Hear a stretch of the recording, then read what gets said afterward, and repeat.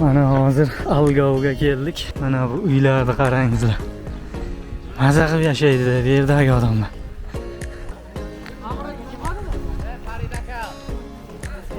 Mana Mirzo. Assalomu alaykum. Xush kelibsiz.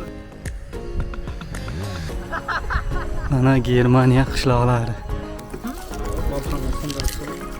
Mirzo hozir Germaniyaga til o'rganmay kelsam bo'ladimi-yo'q? Ish topsa bo'ladimi-yo'q? Hamma narsa yaxshi. O'rganib kelsak yaxshi bo'ladi. Ingliz tili bilan kelsam bo'ladimi? Kelyapti-ku bo'lar ingliz tili bilan. O'zining yo'nalishi bo'yicha faqat kuchli mutaxassis bo'lish kerak. Mana Germaniya life Nodir aka qayerdan chiqib kelyapsiz aka? Ko'rsating aka. Bu uy to'xtang, sayohat bo'yicha. Bu uyga xudo xolasa 20 dan oshiq Germaniya life orqali ya'ni zavodlarimizdan ko'plar kelgan, joylashgan, hozir kursda o'qib ko'plar ishlayapti. Hamma sohada. Shu zo'r bu akamiz qassob akamiz ham kelganlar. 41 yoshda maktabda. 41 yoshda kelgan mana. Regensburg futbol jamoasi hozir futbolga keldi.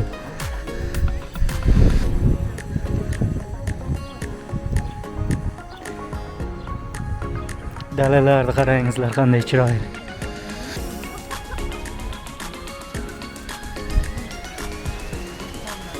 Mana bu uylarni qarangizlar. Maza qilib yashaydi bu yerdagi odamlar.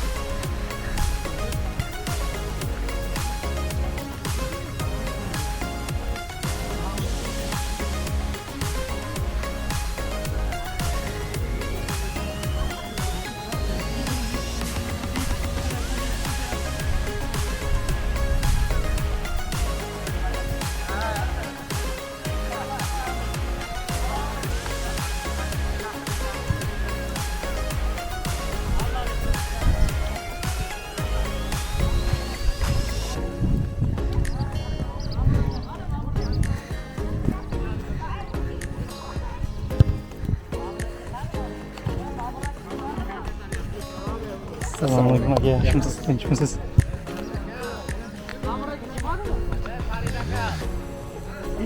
Mana Mirzo. Assalomu alaykum.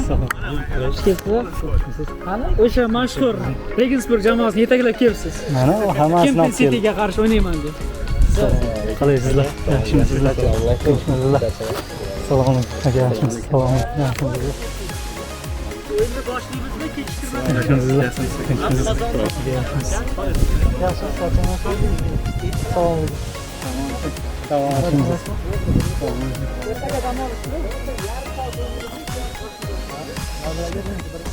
Mana Germaniya qishloqlarida dehqonlar dalada ishlab yotibdi. Bu bepoyon dalani qarangizlar. Shu yerda futbol o'ynadik.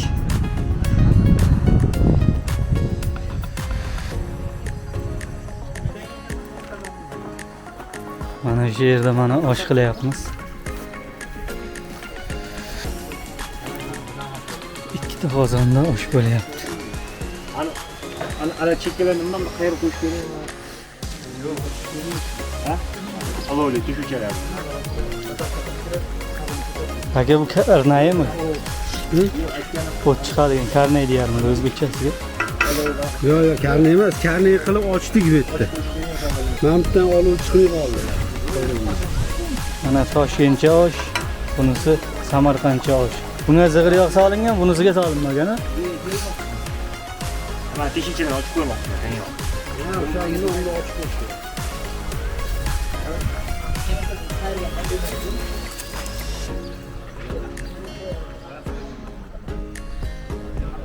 Mana Germaniyaning qishloqlari.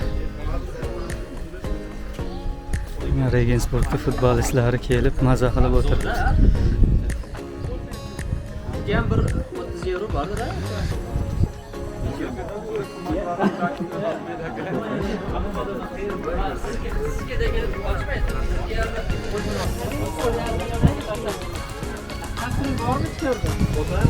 Tasir bormi? Salom solyapti mana.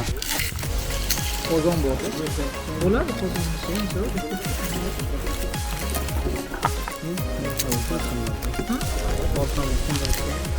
Mirzo Germaniyaga til o'rganmay kelsam bo'ladimi-yo'q? Ish topsa bo'ladimi-yo'q? Hamma narsa. O'rganib kelsak yaxshi bo'ladi. ingliz tili bilan kelsa ham bo'ladimi? Kelyapti-ku bo'lar ingliz tilidan ham da, o'zini yo'nalishi bo'yicha faqat kuchli mutaxassis bo'lish kerak-da. O'zini kasbini ustasi bo'lsa, ingliz tili bilan ham, boshlang'ich nemis tili bilan ham kelsa bo'ladi. Oldin edi bundan, biz kelgan davrlarda nemis tilini bilmasa, вообще kelib bo'lmasdi, siz bilasiz buni.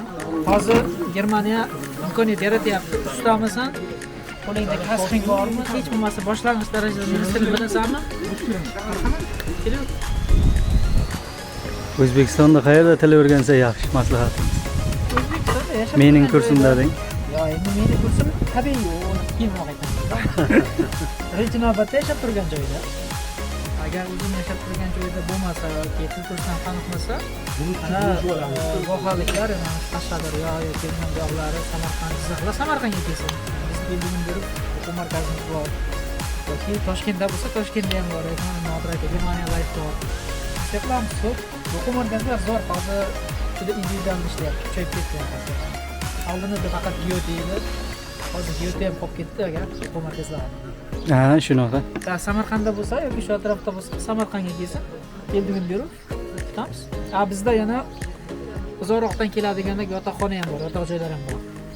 Bemalol kelib arzonlashtirilgan talabalarimizga, adashmasam, 200 ming atrofida qo'yiga. 3 mahal ovqat o'zi qilib narxlari ichida. Samarqandda bu. Samarqandda. Kelsa, joylashtiramiz. Shogirdlarimiz bor, talabalar. O'sha nemis muhitini yaratishga harakat qilamiz-da.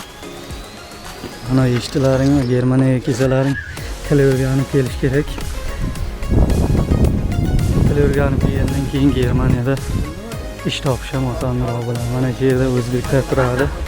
Bir kirib yashash joylarini o'rganaylikchi. Mana Germaniyalar Nodir aka qayerda chiqilyapti aka? Chiqdim, keling ko'rsataman. Ko'rsating aka. Bu uy, to'xtang, sayohat bo'yichasi. Bu uyga xudo xolasa 20 dan oshiq Germaniya Life orqali, ya'ni biz orqamizdan ko'plar kelgan, joylashgan, hozir kursda o'qib ko'plar ishlayapti. Hamma sohada, qishloq xo'jaligidan boshlab turib, vrach, professorlargacha. Bunisi o'zbeklar egallagan qishloqda undan tashqari ham o'zim futbol o'ynab, birinchi marta yurishlarimiz zo'r ekan. Mana shu zo'r, bu akamiz qassoblar, qassob akamizdan kelganlar. 41 yoshda, maktabda. 41 yoshda kelgan mana. Hayron qolganim 1, 2, 3, 4, 5 mana shu 3 qavatiga shunaqa qo'ygan zo'r cho'miladigan hojatxonalari, alohida kuxnyalari zo'rana kerak. Hamma narsasi bor. Bu yerda qarang.